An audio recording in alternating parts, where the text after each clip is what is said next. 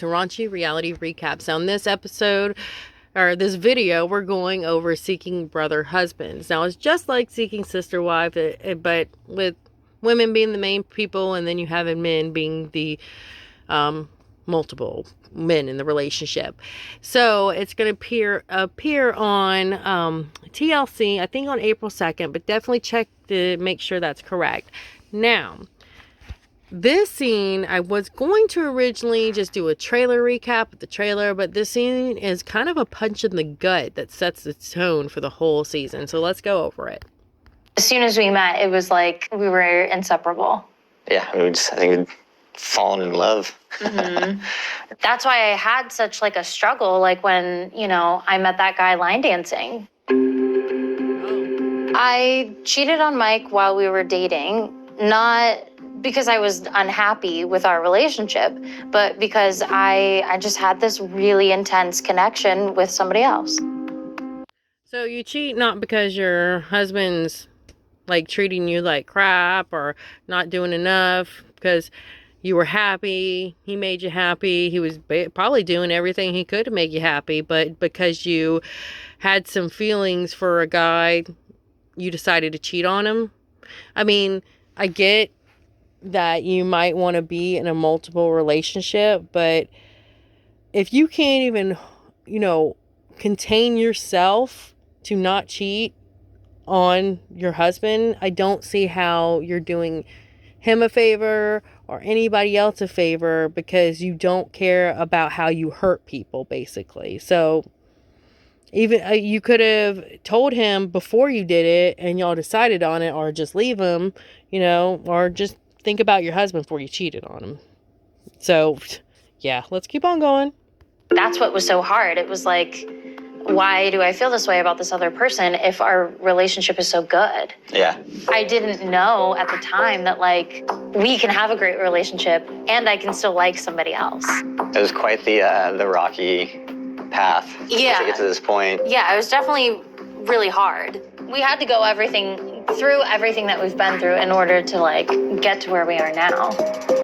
You mean you had to cheat on your husband, get him to forgive you, and then I guess agree for you not to call it cheating, and instead to get a boyfriend and him agree to it. So yeah, that's where you got to. We both established that we wanted to continue our relationship. Yeah. And so that was big step number one. We do want to continue this thing. Yeah. And then big step number two is just how do we want this relationship to look moving forward? I had read some psychology and dating books, and I was open to the idea. I'd ask myself a lot of questions. Do I want to stay with her, to pursue multiple partners, or do I want to break up with her? I decided to stay with her and just grow from there.